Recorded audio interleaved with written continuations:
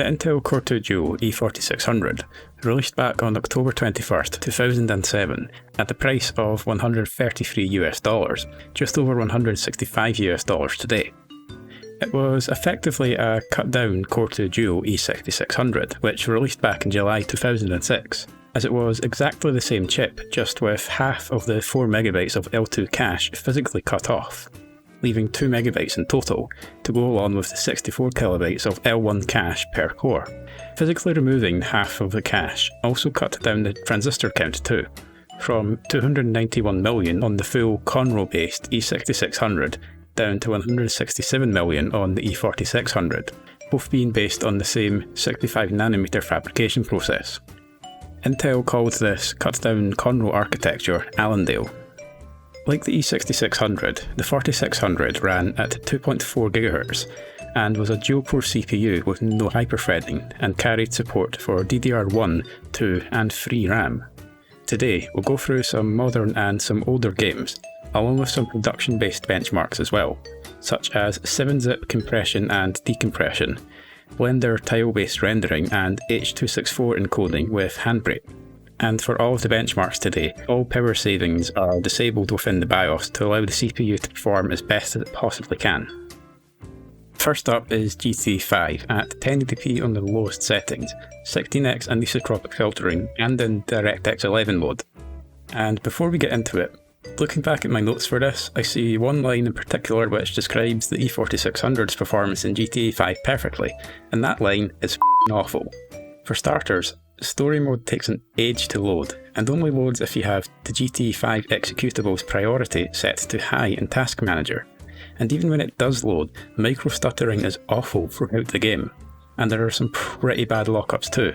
Texture pop-in is also a major problem, with entire sections of road not rendering at all, leaving me to find my way around by memory and with the minimap, which is great if you've benchmarked the exact same part of the game nearly every video for over 2 years, but not if you're a regular person trying to play the game for possibly the first time ever. There was no response to some keyboard inputs, which, along with some occasional but pretty noticeable when it happens input locking, where you press a key and the input sticks on, makes for a pretty jarring experience overall. Benchmark-wise, the E4600 managed 24.6, 2.7 and only 1.2 FPS for average 1% and 0.1% low frame rates respectively, putting it at the very bottom of the chart, just below its own overclocked self, which managed an improved, but not by much, average 1% and 0.1% low of 30.6, 3.6 and 1.8 FPS respectively. And speaking of the overclock, a max stable clock of 3.504 GHz was achieved, which with the settings that were used put the RAM at 876 MHz. This needed 1.472 volts to be stable. The overclock did manage to make stuttering less severe overall. It also did away with the input lag too, and mostly eliminated input locking as well. And something that I didn't mention before was that cutscenes also took forever to load in and out of, but with the overclock this was also much better as well. And now, for something that performs slightly better, it is CSGO at 1080p with 16x anisotropic filtering and texture streaming enabled, with everything else as low as it will go. Micro-stuttering is apparent throughout the map, with it getting noticeably worse at some points of the game. It could be especially noticeable when getting into close combat, but didn't really have an effect on it. This is a representation of inconsistent frame times throughout the map. Stock clocks managed average 1% and 0.1% low frame rates of 37, 16.3 and 9.2 FPS respectively, which, along with the GT5 overclock, shows exactly why reporting 1% and 0.1% lows is useful, because while the 1% and 0.1% lows don't give a perfect overview of performance, just looking at the 37 FPS average here in CSGO could lead some to believe that the game runs without issue, which obviously isn't the case. The overclock shows a massive improvement over stock figures, with 50.1, 24.9 and 13.2 FPS respectively, which still isn't great in terms of 1% and 0.1% lows, but offers far better performance than stock does. Stuttering is still noticeable throughout, with some still happening in up-close combat, but overall the game runs far smoother and is a much better experience than stock clocks can offer. And now for the surprise of the year, or century, it's 2016's Doom.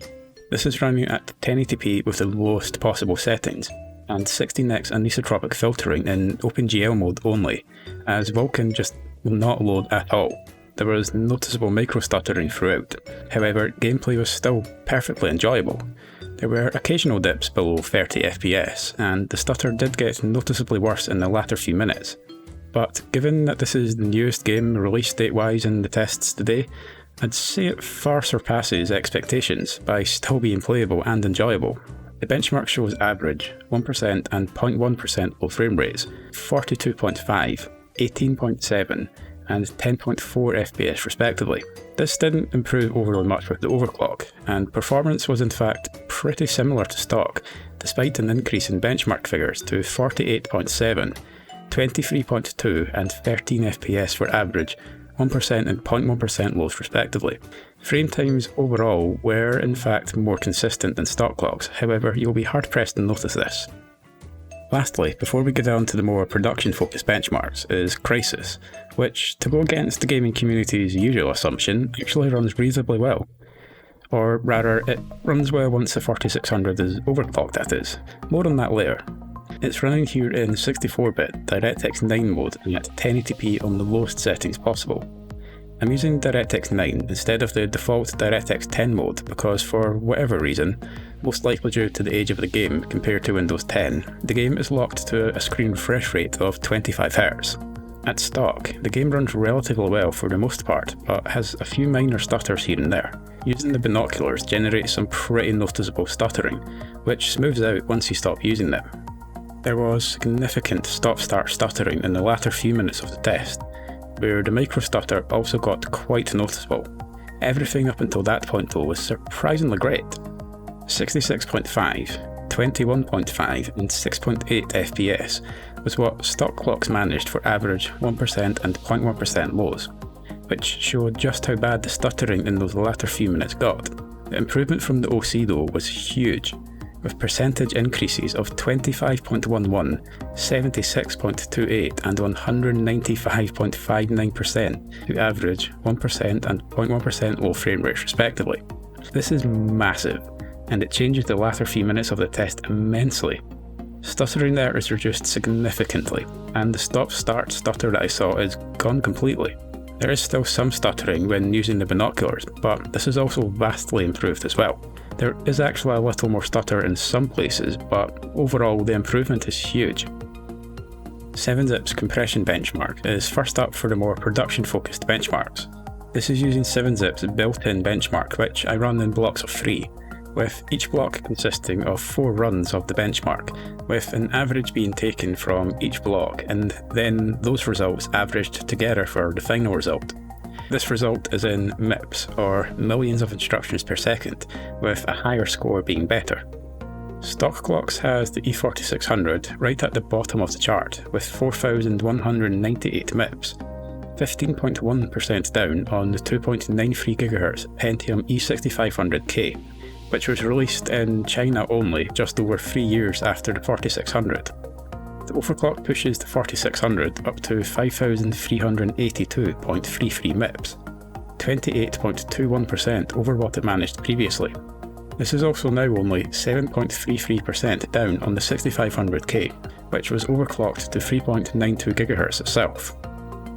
Fatigue compression is next, and stock clocks managed 6,451.33 MIPS, again putting it at the bottom of the chart.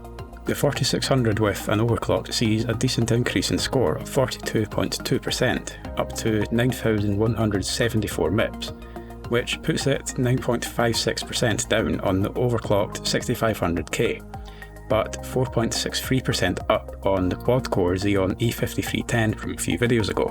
The Xeon does run at only 1.6 GHz though, and you can see from the chart what an overclock does to the Xeon. Blender tile-based rendering is up next, and for this I'm using the Fishy Cat demo animation available for free online.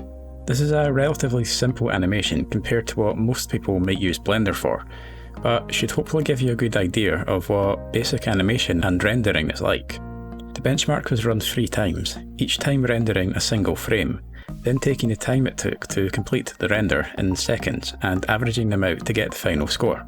The stock clocks yet again had the E4600 at the bottom of the chart, taking an average of 385.57 seconds to render a single frame, or 6 minutes and 25.57 seconds, meaning the entire 100 frame animation would take around 10 3/4 hours to render. The overclock reduces time to render by over 100 seconds, down to 277.62 seconds, or 4 minutes and 37.62 seconds. A reduction in time to render of 28% over stock, again ahead of the stock Xeon E5310 at 1.6 GHz.